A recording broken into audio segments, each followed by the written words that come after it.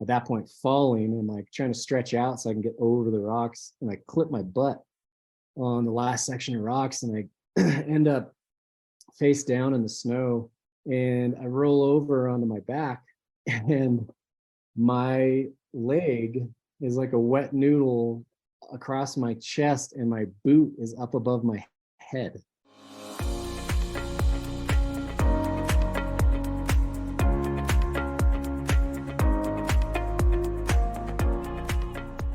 What's up, everyone? You're listening to the Do Hard Things podcast by Elite SRS. The purpose of this show is to share stories of hardship and victory as an encouragement for those in the middle of their own hard thing. Because we know hardship produces perseverance, which produces character, which ultimately produces hope.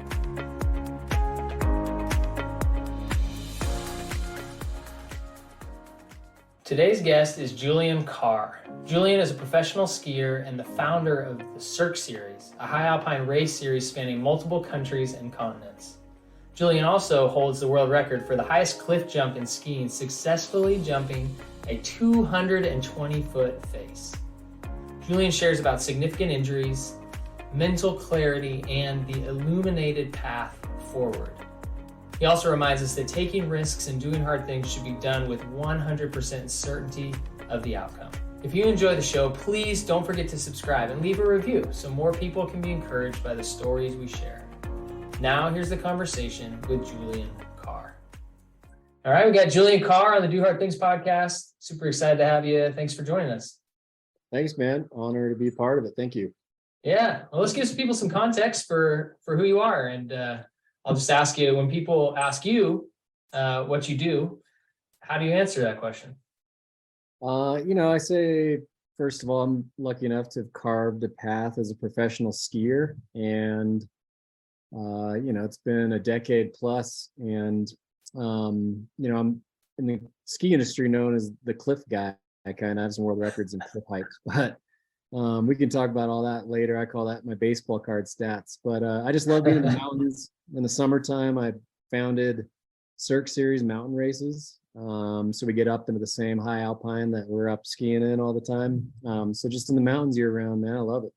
Cirque Series alpine mountain races, is that what you said it was? So is it just like a 10K type thing, or is it kind of off-road scramble stuff? What can you give me a sense of what it is? I call them like a mini ultra. Okay. All our races on average are about 15K and have 1,000 meters of elevation, and we always summit at least one peak. And they're usually, pretty iconic, high alpine, scrambly type peaks, and some of the routes we take have exposure. So they're very spicy, very hard, but very short races. So it's a fun challenge to have another excuse to drink a beer after a fun adventure in the mountains in the summertime. So what's the next one on the docket?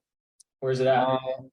First race out of 7 starts July 1st, and then they wrap up late September. So basically every 2 weeks, all summer long, we travel to different mountains all summer and produce a race every other weekend. Wow. So July 1st, do you have the locations all picked out at this point? Yep. Everything's launched on the website. Everyone can check it out on cirqueseries.com. But we go to Switzerland, we go to Alaska, and all over the Western U.S. Rockies. Wow. So it's quite the endeavor. It sounds like. How long ago did you start doing that? I started the races in 2015. So we had to cancel 2020 due to COVID. But other than that, we're going into year 7, which is pretty wild that it's been that long. But it's really fun. I mean, I switched gears from skiing in April, May, and really lock on and really focus to execute the production. I'm hands-on race directing, and I've ran all the races, and I think we've produced almost 45 races now and over the last 7 years. That's so cool. So how many people typically will register and participate in one of those? We have almost 4,000 runners per year amongst all the races. So quite a few. Yeah. I'm trying to envision like hundreds of people running around in the alpine. Yeah. Well, it's not a normal sight, Yeah. No, I mean, we start at the bottom, and by the time we get up into kind of technical terrain, there's very much an established pecking order at that point. And then obviously descend down. And it's usually in a loop. So there's never real congestion or any bottlenecking, just the way that we kind of architect the races so that we're usually on like a service road for the first mile or two before we get into single track and technical terrain. And all the pros are just unbelievably fast. And then all the mortals after that. But at the same race, we'll have,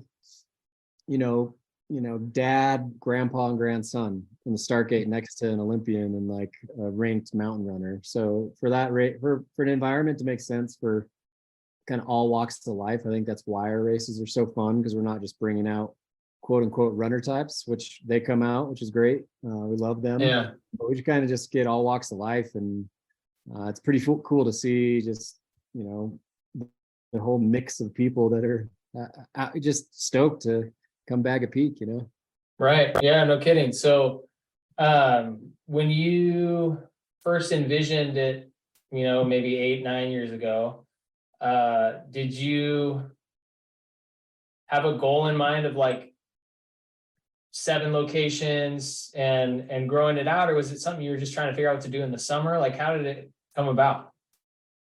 It was, the races now are kind of at my vision. So the first few years when we were growing, that was frustrating for me because I just had a bigger vision for what the races could be, and I've produced every race since the first year to facilitate the vision of lots of vendors and sponsors in the finish line, world-class announcer, world-class music, food, beverages, and just a really fun atmosphere. And those first few years building up the brand was obviously lots of lessons learned, and now here we are, like everything's at my vision, which is very gratifying. I think I always envisioned it being global. I always envisioned it being like sold out races, which we're doing, and it's kind of all coming together, which is obviously very gratifying and it's just a nice affirmation. And seeing so many people have so much fun is just like motivating to continue to put a ton of energy into the races, because it's just it's amazing to feel people having a good time, like genuine happiness. Right. No, that's really cool. And I'm selfishly asking you a little bit, like for us as a company, we started an event we call Jump Rope Weekend, and we're 1 year in, and we've got this like grand vision. And it's interesting just to hear you talk about, right? Like it was frustrating the first few years, like you had a vision and you kept living into it like it was reality, but it took, I don't know when, it became reality. It sounds like now, you're 7 for sure. But it took a few years, and just like the grind that it takes to build something, it's like not overnight. But what kept you going? I think the people that did come, I could tell had genuine happiness, that they really enjoyed themselves, because we produced the race to be at scale.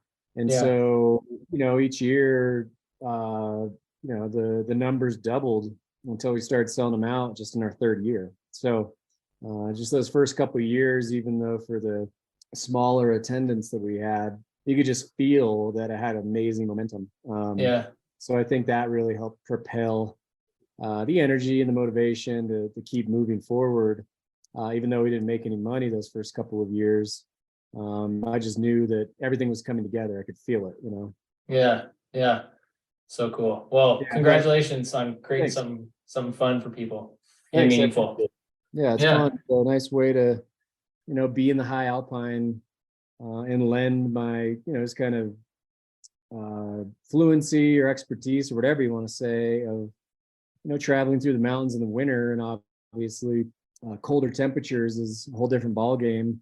Right. I'm so used to that. So to be able to share my love of the high alpine and produce races in a safe way, to share that kind of cool energy of the high alpine is just amazing, because so many people that come out for the races, it's their first time truly going into those types of mountains and terrain and summits, and to see people have that kind of discovery is pretty magical. And then obviously all the guys that are used to it, it's just fun to see people enjoy a challenge and then and to watch the pros and to be blown away by how unbelievably fast they are, and see them endorse our races too, like people that are kind of, professional runners that have done every kind of race under the sun, and to have them come back year after year and to endorse our races amongst the spectrum of mountain running race scene is huge. So to know that we're carving out a nice little niche that people that have a lot of history with running these races, these types of races, really like what we're doing, and we get a lot of great feedback from people that have a pretty huge resume. So that's also motivating. Yeah, no kidding. You get that social affirmation from people who actually know it. Like, it's not just some person saying, "Oh yeah, I adore it." It's like somebody who's done tons of this stuff that their voice matters a lot. So yeah, that would be super encouraging. Yeah. In this episode, Julian and I talked briefly about founding an event and the journey from idea to making your vision a reality. Starting your own event is a ton of fun, and we want you to join us for ours. Head over to EliteSRS.com and check out our event, Jump Rope Weekend. And be sure to join us this Memorial Day in beautiful Leavenworth, Washington. Learn jump rope from the best coaches in the world, meet your new best friend, and have your mind blown at the throwdown where 8 athletes battle head-to-head in a winner-take-all competition. Register now at EliteSRS.com/jumpropeweekend. So you said that you're known as the cliff guy or cliff man or something like that. I mean, that's kind of a not normal title for somebody, I suppose. But can you explain what that is or where it came from? Sure. Going back to when I was a kid, I did a lot of gymnastics, and I didn't start skiing until 8th grade. So my whole childhood, I did all kinds of sports, but one thing I really loved was gymnastics, and I got addicted to jumping into the foam pit. Okay. So, I'd jump on the trampoline in the foam pit. I would, before the instructors would come in, I'd sneak up into the rafters and drop like 40, 50 feet into the foam pit. And ever since I was little, I just had like this innate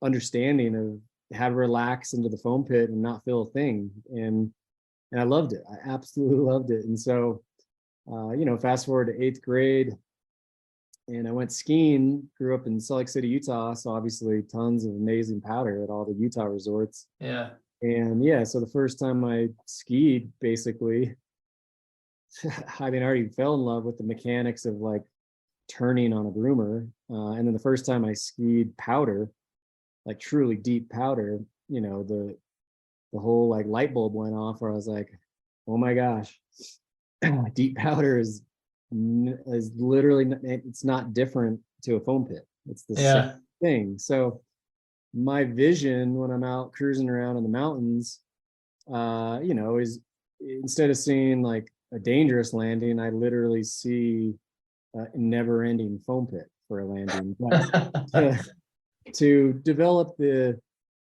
skills and the patience, and the ability to critically assess when your life depends on it is taken me my entire life of kind of lots of failures, plenty of success, but obviously didn't happen overnight. And I broke my femur once, and actually wasn't from jumping cliffs, but that femur break really led me to make better decisions. And that was before I was really even jumping big cliffs. And funny enough, that the clarity I had from breaking my femur led me down this path of really good decision making, that actually led to me making these like really conscious, clear, present, aware choices to actually hit big cliffs, because I was so present and so aware and so in tune with making better decisions that I like just dove deep into what it looked like to jump big cliffs, and realized that although it was scary, I could think through that fear. Yeah. Clarity of just like, I can do this. And so it was weird. If I would have never broke my femur, I don't think I would have ever explored big cliffs. And Mm. I've ticked off at least 50 cliffs that are over 100 feet, and the biggest one around 220 feet front flip. Done in contests and all over the world, and it's just this interesting space that I like to explore. And obviously, the physical aspect of that is obvious and super fun. There's nothing like swan diving off a 100-foot rock into the sky with 100% confidence, Yeah.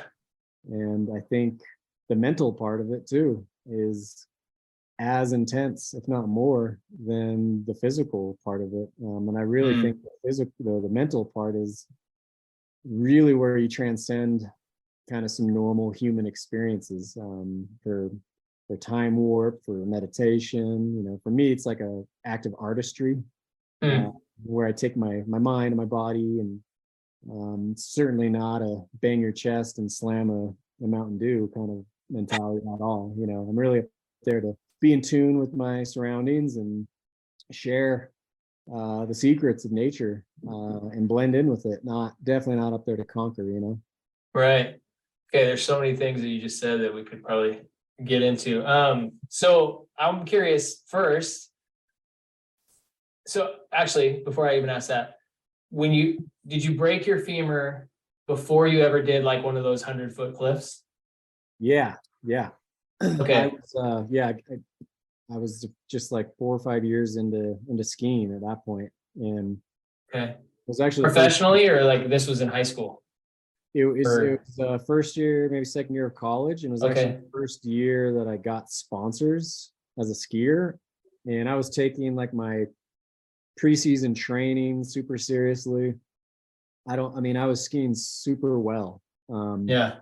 But I kind of had like this 99% rule where I was like, I'll drop in anything and I'm 99% sure I'm going to pull it off.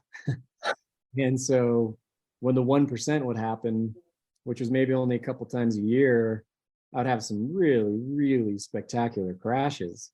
And, Mm. for anyone that skis or snowboards knows that you can have really spectacular crashes and walk away completely unscathed.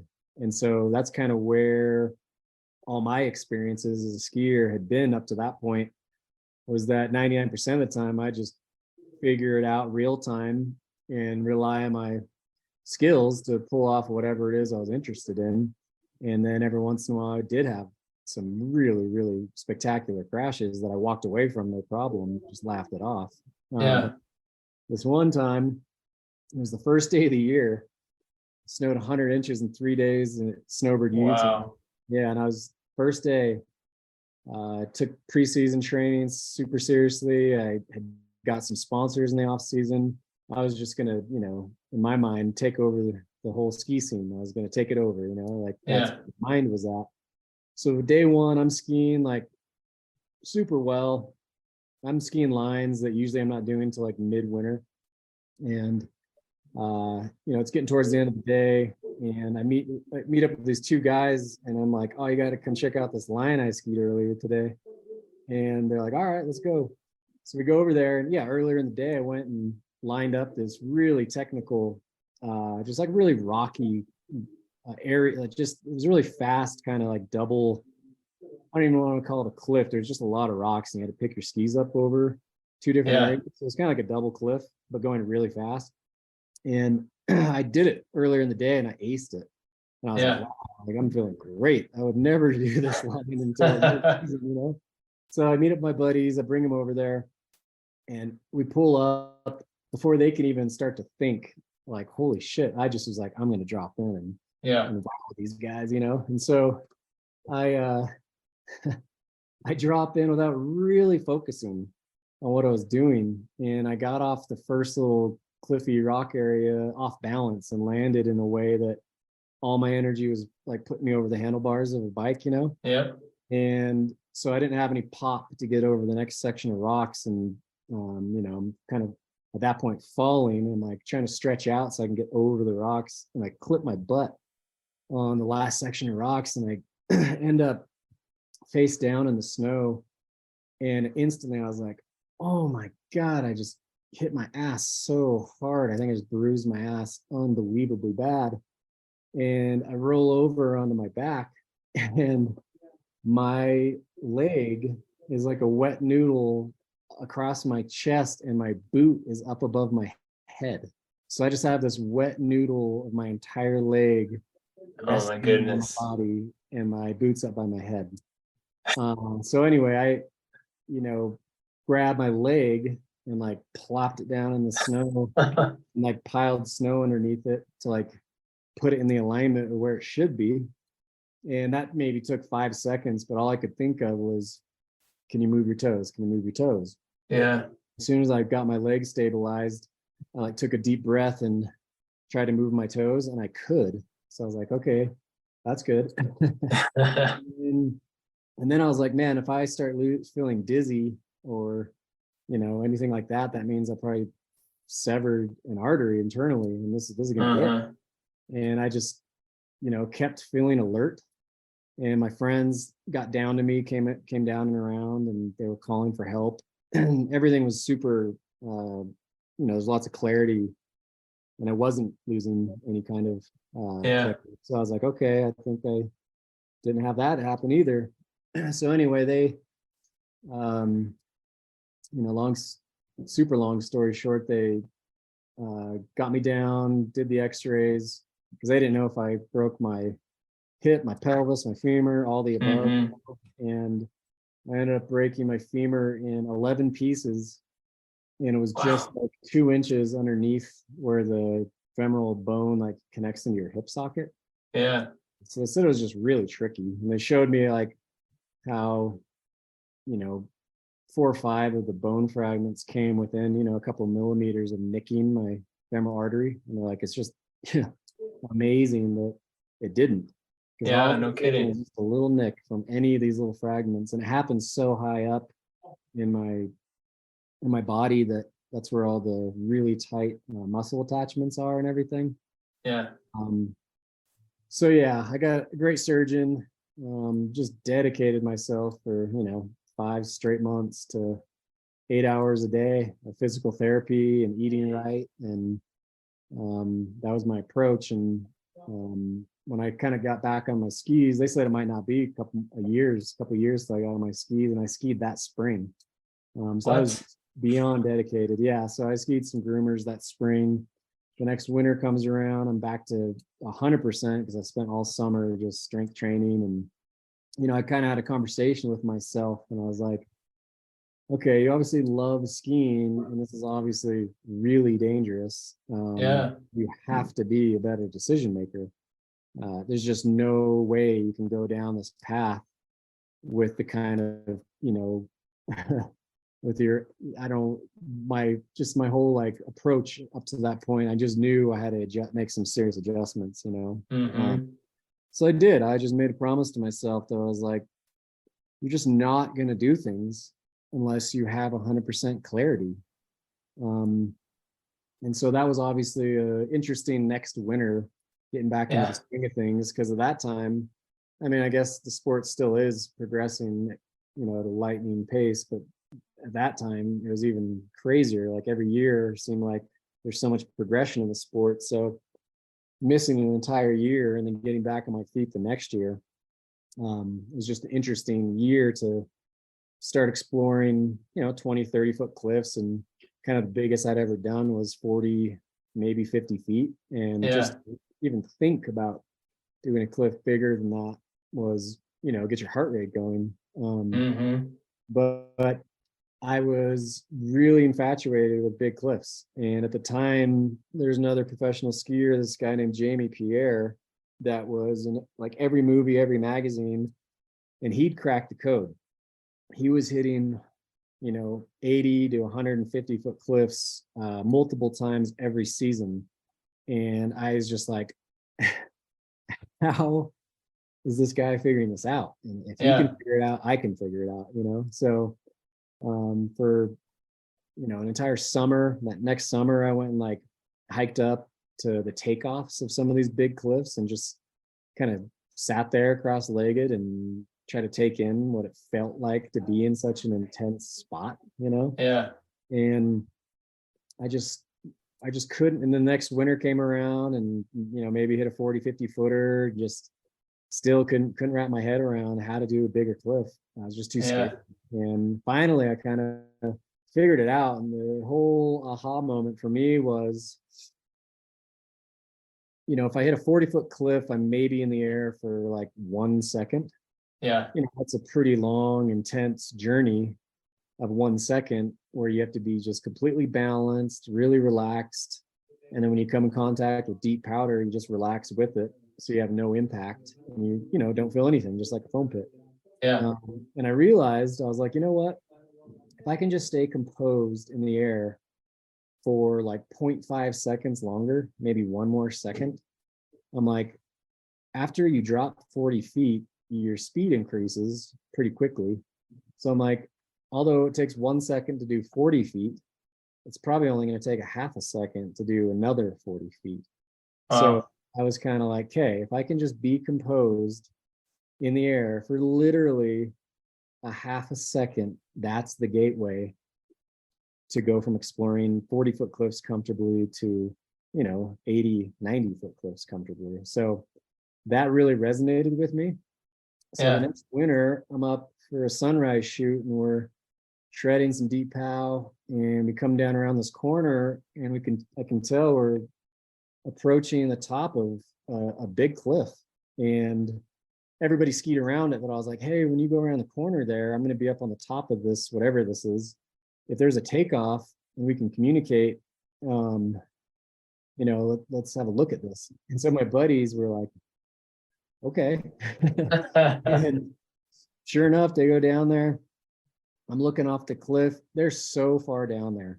I'm like, oh my gosh, heart rate's going crazy. So I'm like, all right, first things first, probe the landing, So I go down, probe the landing, and, put my whole being into it. It wasn't just like probing a landing for, I wonder how deep the snow is. I was like, okay, can I land in the snow and not get hurt? Like, right. the really approach that kind of decision making was just kind of a whole new ball game. It was really intense, because I'd obviously probed landings for 40-foot cliffs, but this cliff was, for sure 80, 90 feet.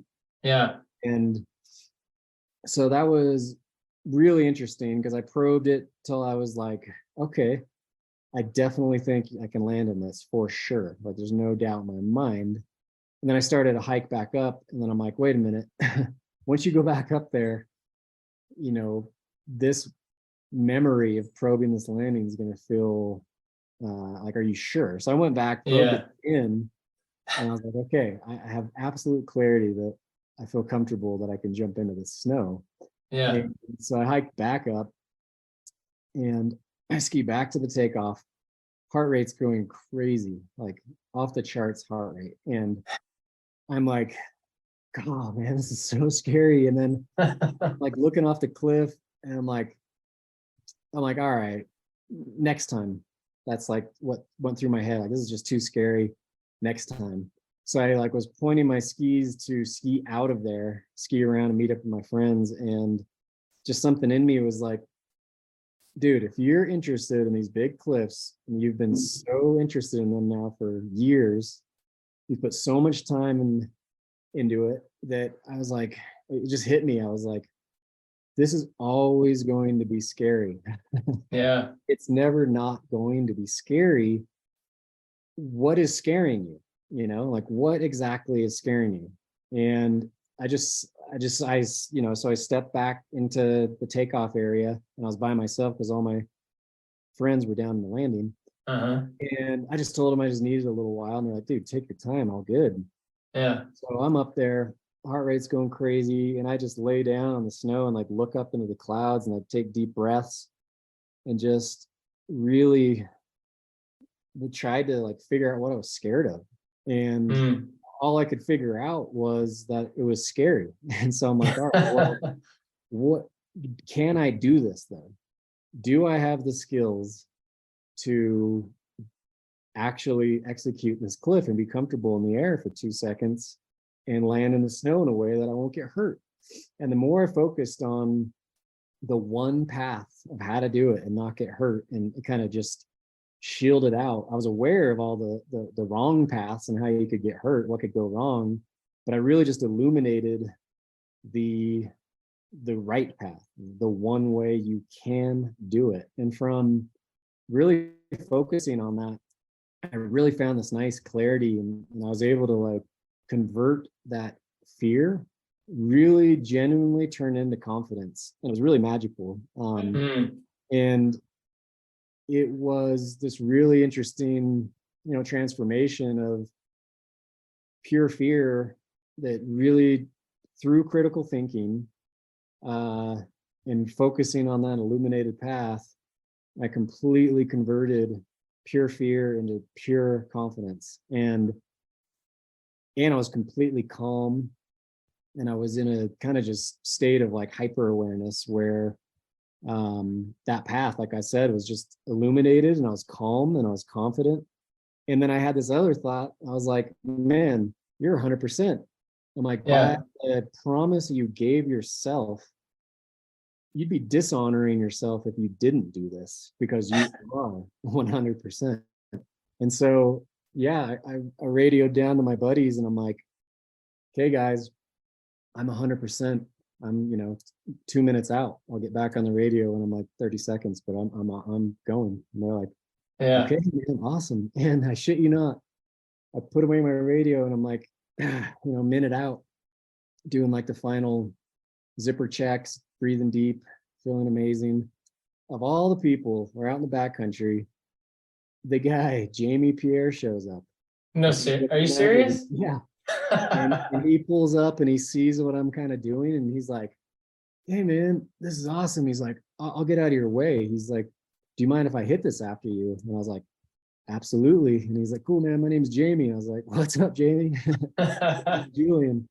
He's like, sick. So he gets out of the way, and it didn't shake the focus that I had. It was just this supreme awareness. And anyway, I gave the 30 seconds, and confidently skied towards the cliff, got the perfect amount of pop, got into the sky. I was completely balanced, did everything perfectly, just like I knew I would, like I'd visualized, 100 times. Yeah. Takeoff, relaxed into the landing, skied away in one continuous motion, just laughing because I didn't feel a thing, number one. And then number two, I was like, oh man, there is no limit to the height. Like, and so right Mm. then and there, I was like, oh, this is just the beginning. So after that clip, Wow. after that really amazing experience, I was right, because never has it never not been scary. Every single time, it's really intense, and it takes everything I have to sit with the fear every time. Yeah. And sometimes when I sit with the fear, I start to understand what's scary, and it's for a reason. And I'll walk away from a lot of cliffs. But when I'm able to sit with things and critically assess the landing, the takeoff, the sheerness of the cliff, and obviously the general safety of location and adding Yeah. terrain and all that kind of stuff. But once all those things clear that kind of fear conversion into confidence, it's just this amazing clarity that gives me this really fun mental kind of state that I've never experienced in life. And it's just profound. Mm. And then obviously the physical part of shooting out into the sky and seeing the ground and possibly far distance away. Also, the physical part is unbelievably fun too, but that mental part is so intense and so, I don't know what the right word is. It's magical. Yeah. You're a really good storyteller. That was riveting just to listen to. And thanks for all the detail, because it like it lets me be there, Well, and thanks. I appreciate it. yeah, it was like I'm just trying to imagine, like sitting up there. So literally for me right now, I'm like, I want to do a backflip just like on flat ground.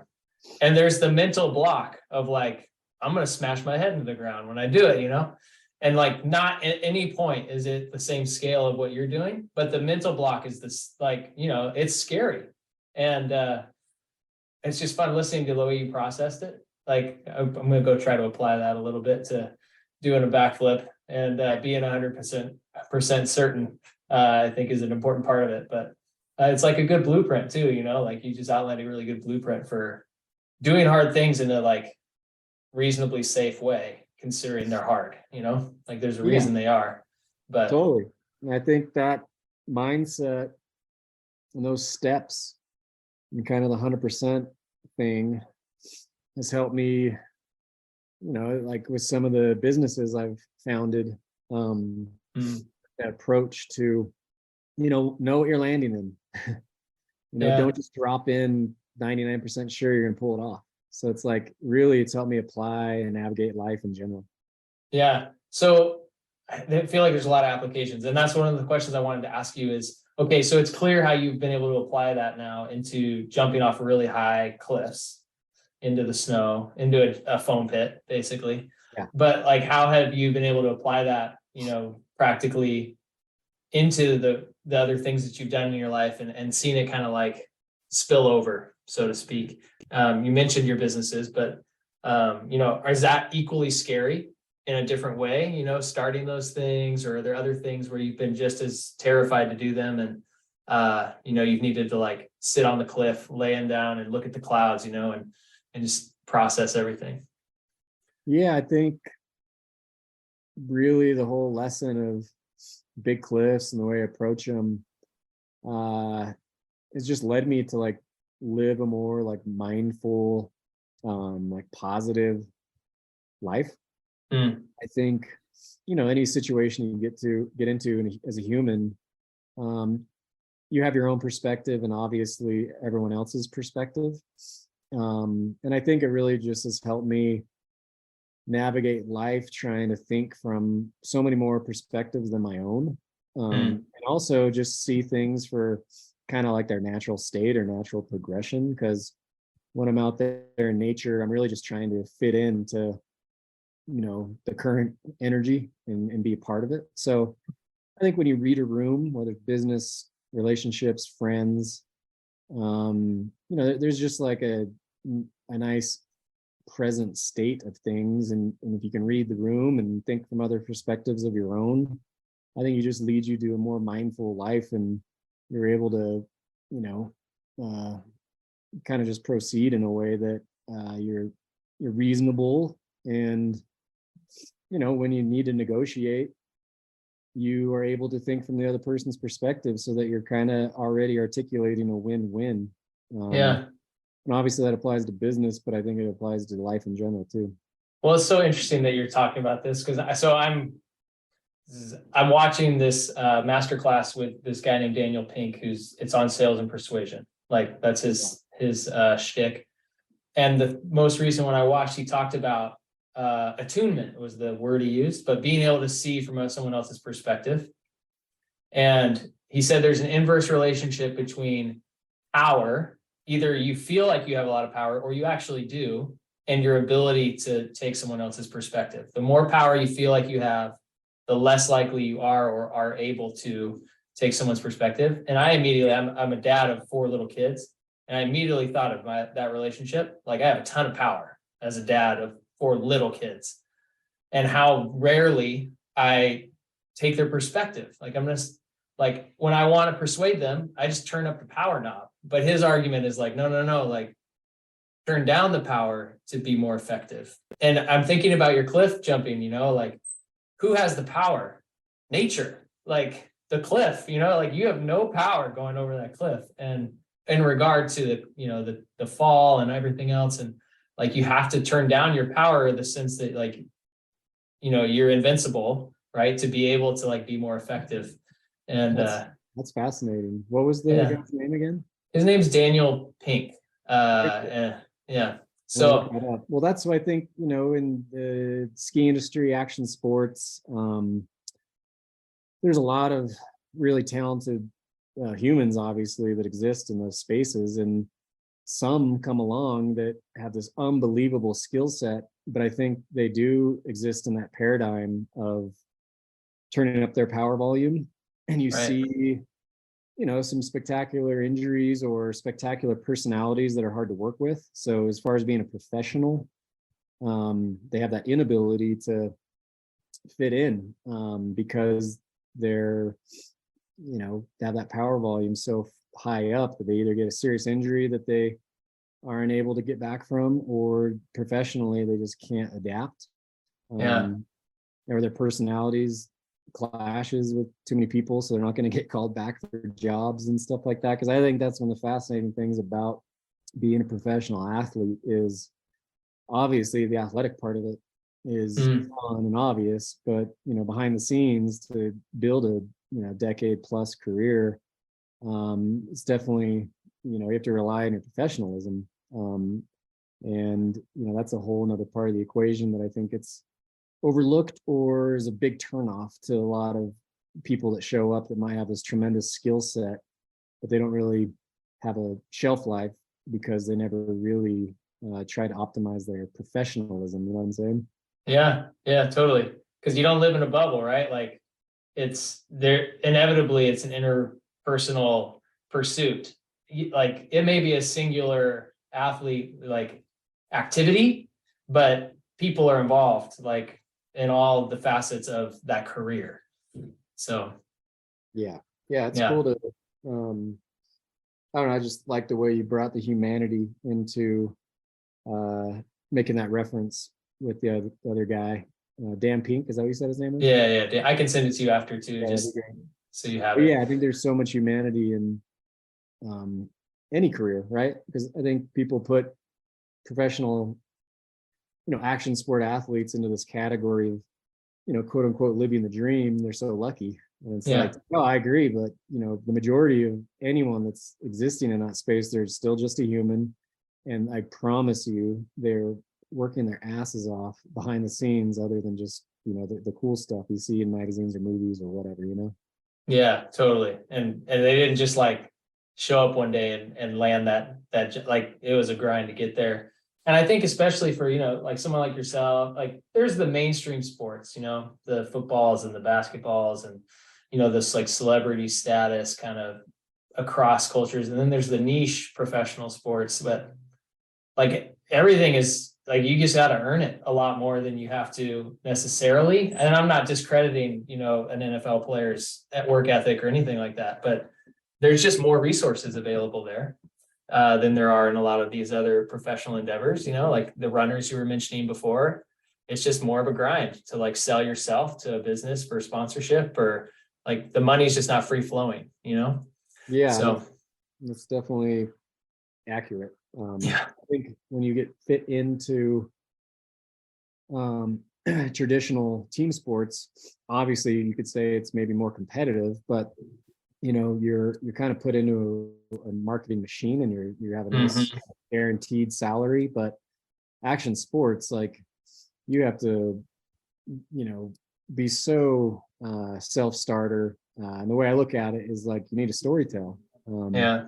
and you're kind of that template for the brands that you work with, because they trust that you can get some exposure for their products and logos through your storytelling. And obviously storytelling means fitting into traditional media in the outdoor industry, and obviously uh, generating and producing your own, and I think Right. that's where the other side of the equation is that to be an action sport athlete, other than, if you're these days in an Olympic discipline, other than that, you really need to be very efficient at production, and thinking of your own ideas, and to generate projects, and to generate like actual productions. Like, it's so much professionalism that goes into that, but I enjoy it and it's fun, but yeah, exactly, it's a lot that goes into it.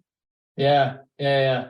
So we've been talking about this like really compelling story, but I haven't asked like our central question, and I have to ask it because I don't know if the answer to the question is the same as what we've already discussed. So I'm gonna ask it, and if it's the same, that's totally cool. But this podcast is built on the idea of encouraging people in a hard season through this difficult stories that people have been through, because it's hard to like find the perspective and the hope in the middle of it. but oftentimes those stories can kind of like shine a light into the valley.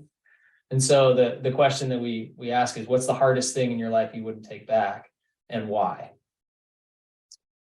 Man, I think, believe it or not, I actually had another injury after the femur injury. And Even though before you started doing cliffs, or no, this was after. okay, This is well into it. This is after I ticked off even the 200 footer. And so high. I was living by the 100% or don't do it Yeah, code, and I was out on a film production with Warren Miller, and we were in this beautiful area in the backcountry, and there's this 1,000 feet of vert beneath me. The filmer was across the valley, and he was just going to film me kind of having some nice high speed, really just kind of chill, fun powder turns down this big face. And to me, I instantly was like, oh yeah, I'm just going to make some fun powder turns, like no problem. And I knew there was one tree down 3/4 of the way down this slope, and I couldn't see it from up there because of the rollover status, And I'm yeah, like, yeah, I'll see it when I start skiing.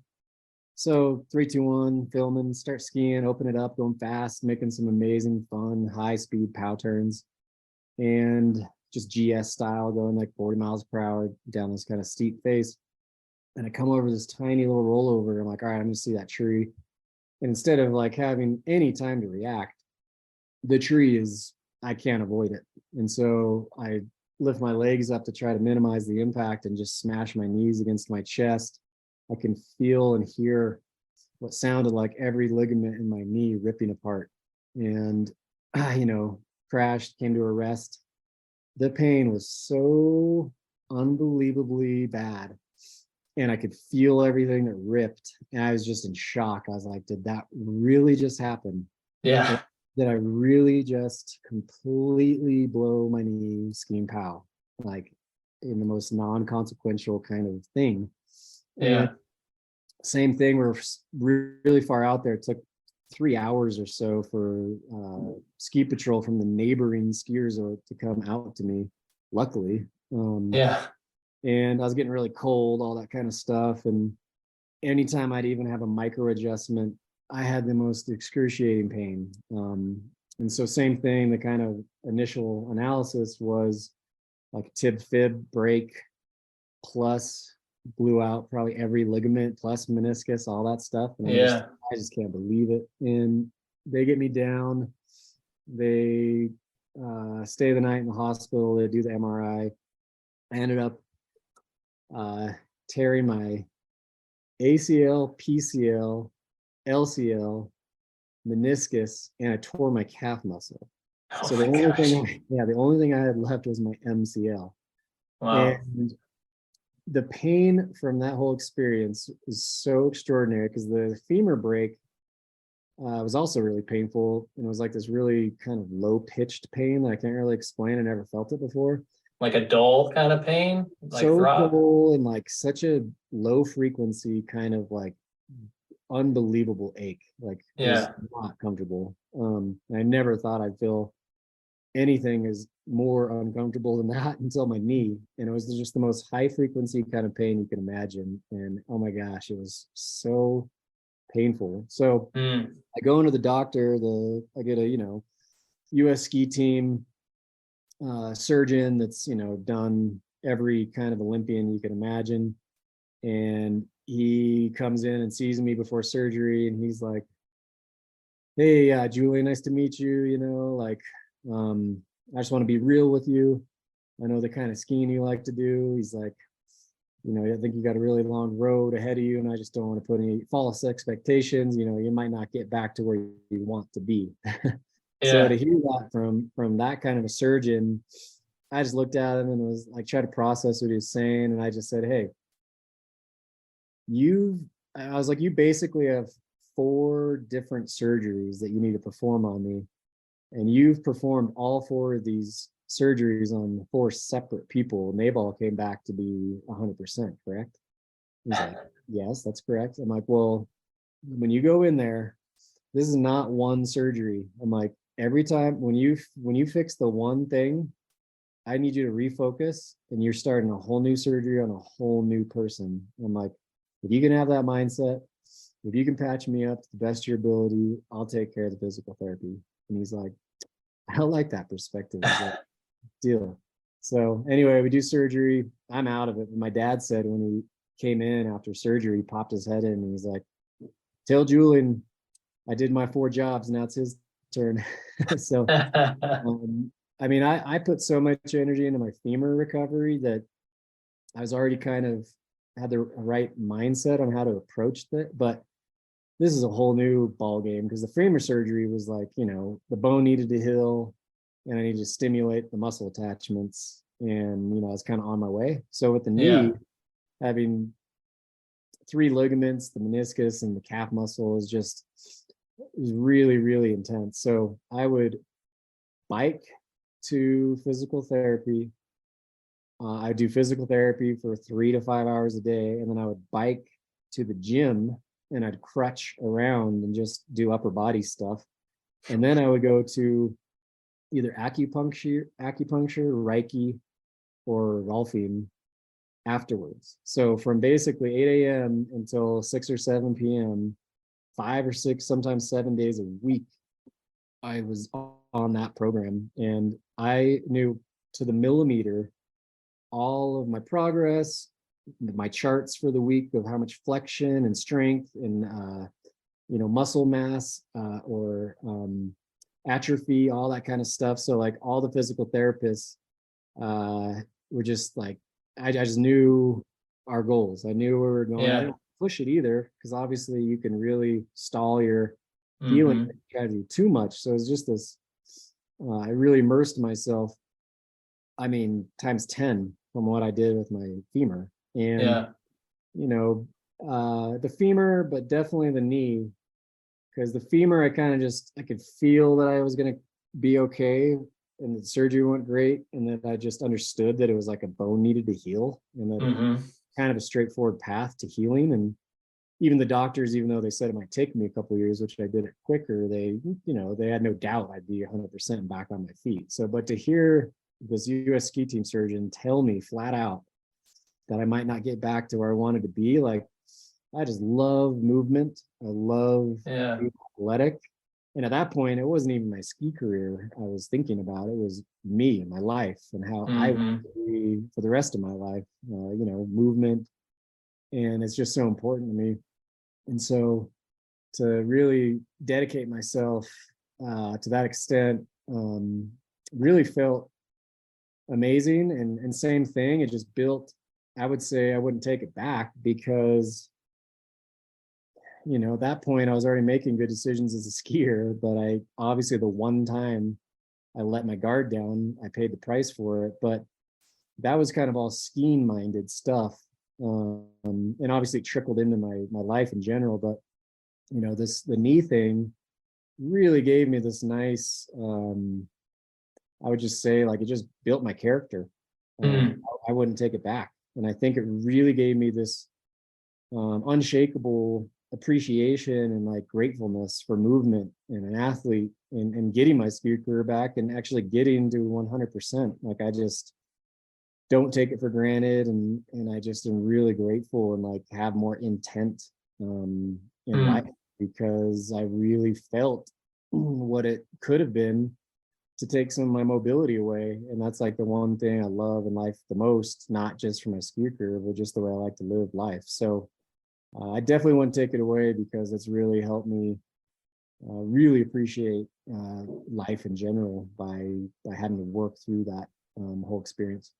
Yeah. So what was harder, the mental struggle of, being told probably not happening anymore, and like that, like, what's my life going to be kind of played out in the future worry, or the physical, just like pain of going through rehab? And maybe it's not a fair comparison, but when you think back on that, what do you I'd recall? say they were just both so intertwined. It took everything I had, both, that I was just focused again. I just illuminated that path to healing.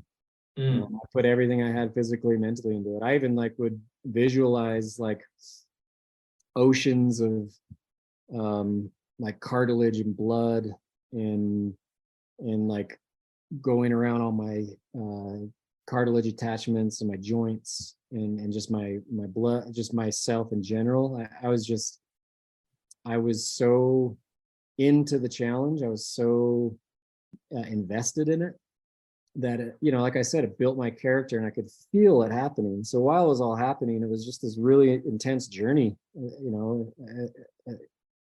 from me, like just as who am I, like deep down. I really had to dig deep to heal, and it took everything I had physically and mentally. So I mean both. I have to say. Totally. Yeah. So do you think the vision that you had for what you wanted your future to be, that had kind of been stripped away, and who you thought you were in the moment that it happened and was happening, is what was compelling you? Like, or do you think it was some of your character that you had built previously? Like, what was, because not everybody responds to adversity and someone telling them this isn't going to happen the way that you did, right?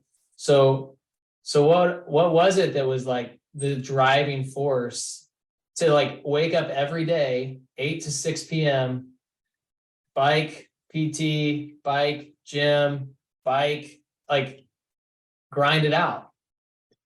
I think it was going back to being a kid and just, going on long hikes with my dad, playing soccer, football, basketball, skateboarding, and just my future and all the activity and movement that's always been a part of my life. I think it was just this deep awareness of knowing I loved a life of movement and that I was going to make sure that I had a future of movement.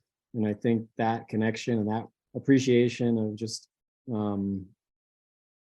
being really, I don't know, I keep saying grateful, but it's just, that's the reality. I was just like, I love being, I love moving and I can't imagine not having it. And so I'm going to do everything I possibly can.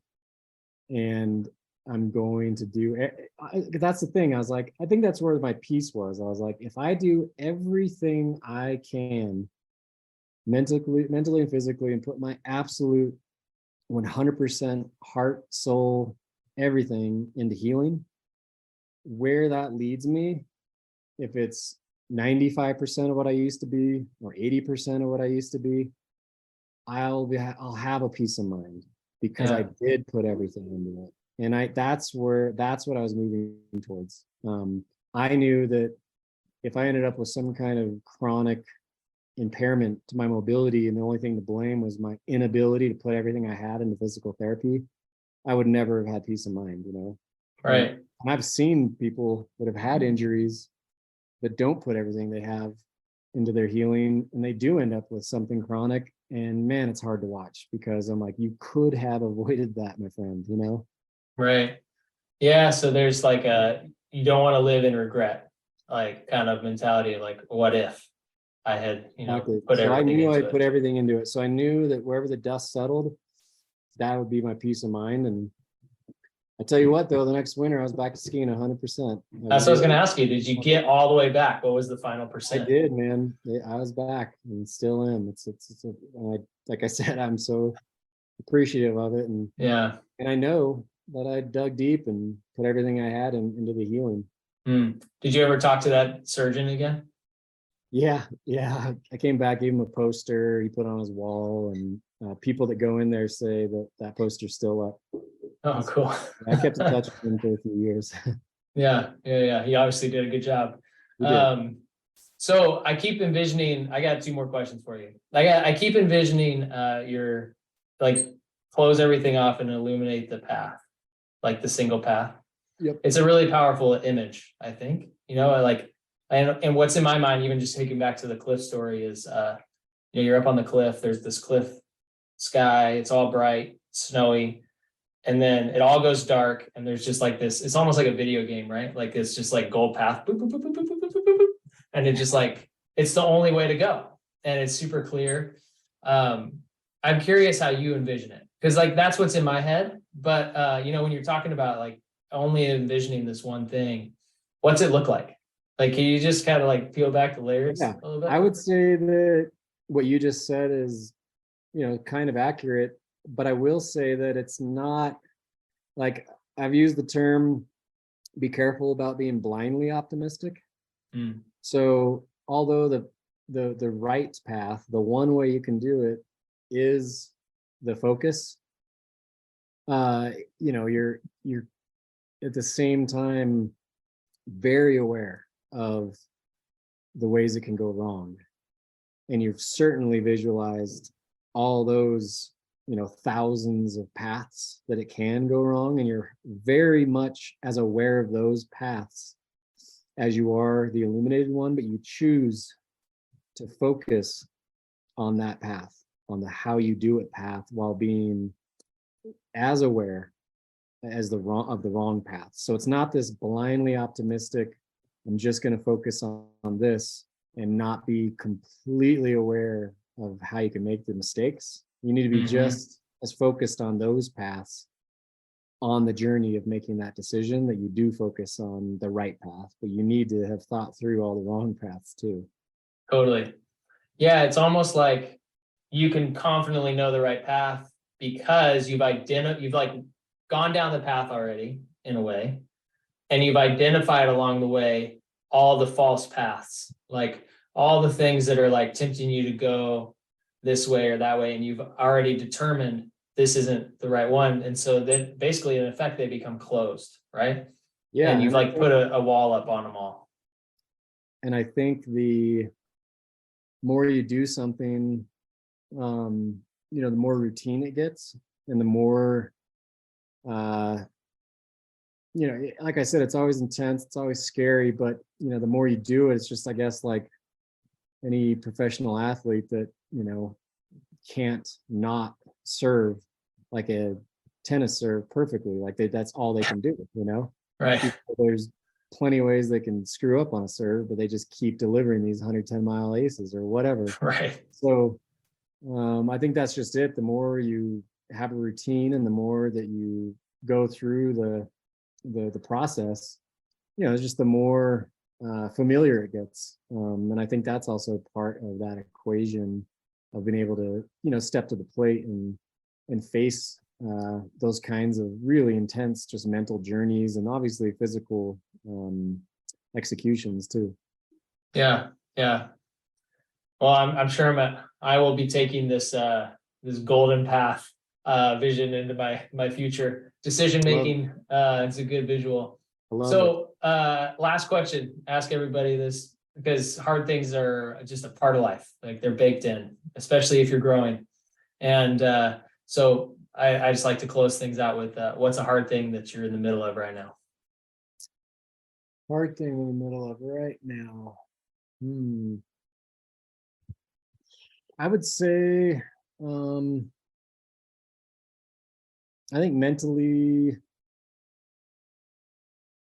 trying to, like have more of a focus, not try to take on too much. I think I just have a tendency to take on so many projects and wear so many hats that every once in a while they culminate and could just be really overwhelming mentally. I think be able to give yourself space that if you try to take on too much, I think your life gets challenging to be present when you're with friends and family in your relationship. If you are putting too much emphasis or saying yes to many projects or your professional life, so I think work-life balance is probably my current challenge that I'm facing, and I think like we're all working through how to balance that correct. And I think I'm learning and continue to learn how to say no, or just mitigate and manage the variety and quantity of whether it's professional or just personal interests or creative projects. It's just making sure you have time to be present and just enjoy life every once in a while, not be so occupied with being quote unquote productive. Right. Yeah. Saying no is hard. Like especially if it's a good thing that you got to say no to, or at least it appears to be. Is it the best thing, right? Like that's the better question. So I can resonate with that. I like to be a high capacity, and I think our culture likes to tell us that you should be high capacity. And, it's like you're kind of pushing against that message when you say no to something that seems like a productive, good thing. So that just adds to the difficulty of it. But yeah, well, in that light, thank you for making some time to spend with us and share your story a little bit. Is, like I said, you're a great storyteller. So that was a fast, hour of time listening, and super grateful for it. How can people keep up with you and you maybe may connect if your story resonated and they got a question, or where's the best place to keep track? I'd be psyched if they followed along just on my Instagram, Julian Carr. You can also see our mountain races on Instagram, Cirque Series, and you can see all the classic Broncos I've been restoring. I got a little company called Blake Broncos, so check that out too. Sweet. Yeah, I'll drop all that stuff in the description for people so they can click through to those, and hopefully somebody is encouraged by your story, and I know I was anyway, so that's one, but we'll find some more out there. But Julian, man, thanks for hopping on and spending some time. You bet, man. I really appreciate the conversation. I enjoyed it. Yeah. Thanks for listening to the Do Hard Things podcast by Elite SRS. We hope you are encouraged today and have a newfound hope to persevere. Be sure to subscribe for more great episodes and conversations. And if you ever want to watch an episode, check out our YouTube channel at www.youtube.com/EliteSRS. Have a blessed day.